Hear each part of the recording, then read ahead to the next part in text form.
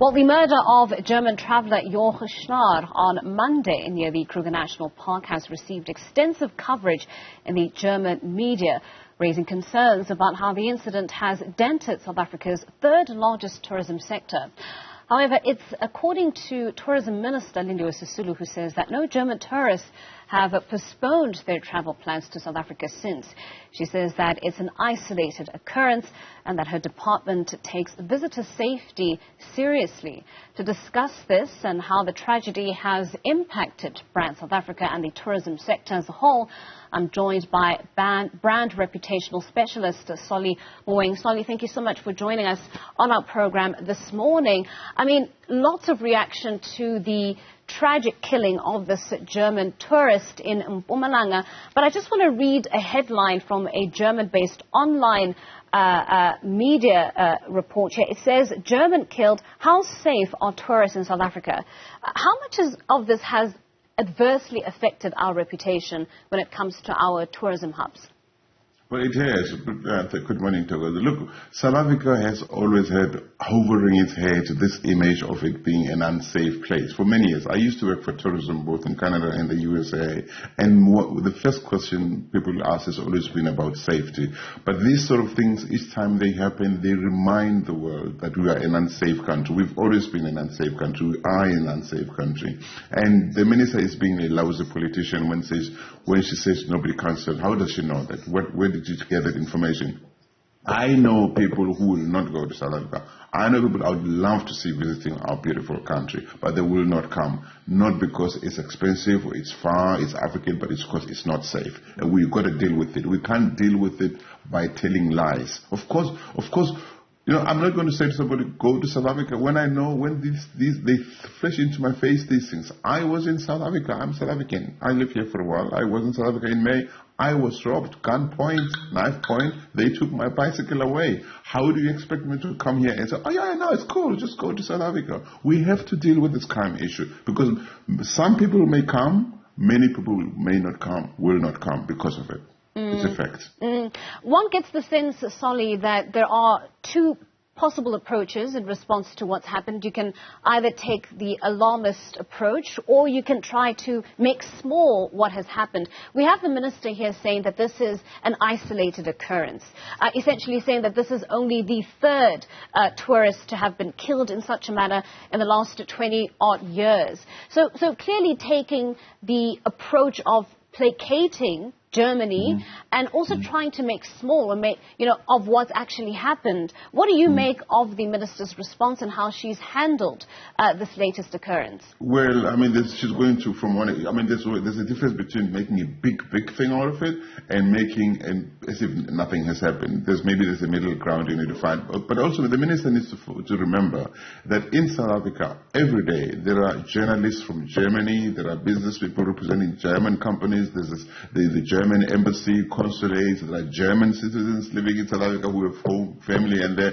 So whatever the politician from the ANC says, or from any of our party for that matter, doesn't matter because we live in a world where information infiltrates all the time. So and she's being silly to say, oh, only 3 people killed. And the family of that person who was killed, the gentleman, and the friends of that person say, oh no, it's okay, just 3 people died, it's okay, we can go to South Africa. That's not how it works. I think the minister needs better advice. I don't know how she pays those people or what kind of advice she gets, if she gets any advice from anybody. She needs to be realistic. This is bad. We can't let this happen. I think the gentleman from the Chifiwe Chivengo from the Tourism Business Council of South Africa, I think he handled this thing much better than the minister. Maybe he should be the Minister of Tourism. Well, taking a look at other responses that we've seen, we saw Police Minister Begicele immediately set out for Mpumalanga. He, in fact, went out to the stretch of road, the Numbi Road, where the incident occurred. And he, of course, briefed media there, talking about the police manhunt that has been launched to try and find the individuals responsible, the assailants responsible for what happened. 3 persons of interest were taken into police custody. They have since been released. Quick action, or what appears to be quick action from the police. How should we be interpreting that? Because that could also be another attempt by government to try and placate the situation, but not actually doing real police work. And I'll get to that in a little bit. Yeah.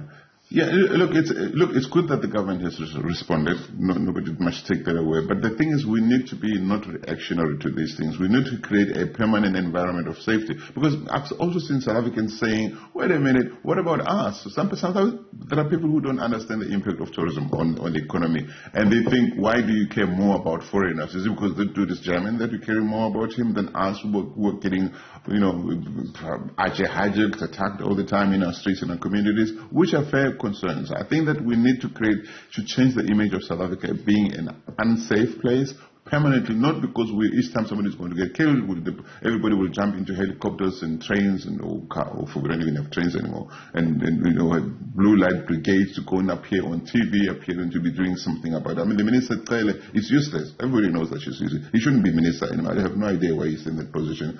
We need to create a permanent environment of safety for South Africans, because the thing is, South Africans must be the first ones to feel safe, so that they are the best ambassador of South Africa. When South Africans don't feel safe, they're not going to be the first ones to say, come here. Except those, of course, who are in the tourism industry who say, no, please do come. But the fact is, it's not safe in South Africa. We have to change that. We have to change it for all South Africans, for all visitors, so that people know. There are countries that are automatically called safe. South Africa is far from that list.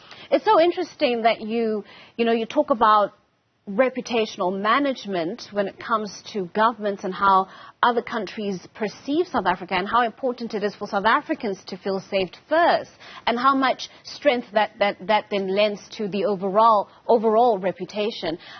A lot of talk has been had around the attention that was shifted away from the South African driver, who was also a victim of this violent attack, and in fact tried at great difficulty to save the lives of the German tourists that he was actually ferrying that day. Not a lot of attention given to this individual, a lot of it being taken up by the German tourist. What does that say about our country?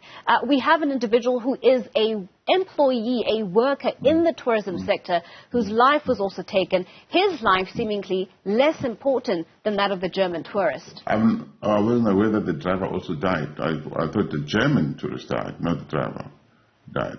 If that's if that's the case, then it's unfortunate. Of course, all human life should matter and should be given the same attention. But I think that it's also that the impact of had the South African driver died on his own, he would not have made headlines in Germany, in France, in the UK, etc., etc., etc. I think that different crimes have different impact on the economy, on different parts of the economy, and I suppose maybe that's why there would have been attention to, please don't. That's why even the minister spoke in, the head of the South African Tourism Business Council ran over there, because they were trying to say, look, we need to keep this in-house, but it's not fair. I totally agree with you that all lives do matter, and that, but again, media sells. It's really, really hard when in a media space they say, okay, what is going to create more traction? It's this story or that story. It's a sad state of affairs, but it is true. You know that, and I know that. Many people get killed in South Africa all the time, and South Africans will tell you that. Do they make headlines? No, they don't make headlines. Kill an American tourist in South Africa or German tourist, as it has happened, that's what's going to sell media. It's a sick kind of thing, but it's true. An area in which the South African government has actually managed to receive some applause is how they've taken full responsibility for what happened along that stretch of road. We had the German ambassador to South Africa, noting the exemplary work of our government ministers, police officials responding in the manner in which they did to what happened. Is that something that we should be looking at in a positive light? The amount of responsibility, I should say, that was taken for the incident?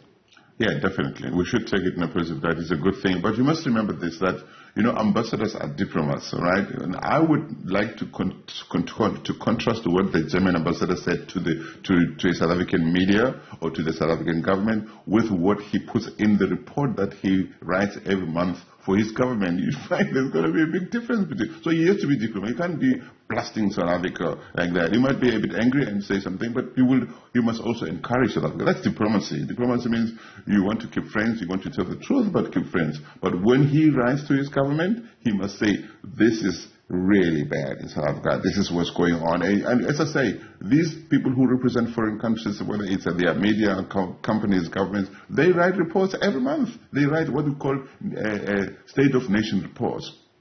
Okay, to the foreign, because they have to do that so the governments are able to make proper decisions regarding their destination. So we need this thing is just a rubber, a plaster that we're putting on a wound. Everybody's appearing. Yeah, it's under control. It's not under control because it might happen again. It mustn't just be Numbi Road. It must be all the roads leading to Mpumalanga, to all the tourist sites in the locations, in the townships. We have to constantly say, what is it that we need to change? There's got to be consequences for crime. You don't arrest people, two people. Usually you arrest people, they come out later because they're not the right people. It hits the papers. You know, it could be that they just wanted somebody should be arrested so that there's a semblance of doing something. But they need to find the perpetrators. And it would be good to have perpetrators say, why did you do this thing? Right. But there's got to be consequences. Well, Solly, thank you so much for joining us on our program this morning. That was brand reputational specialist Solly Moeng helping us to unpack the latest with regards to the German tourist who was killed in Mpumalanga.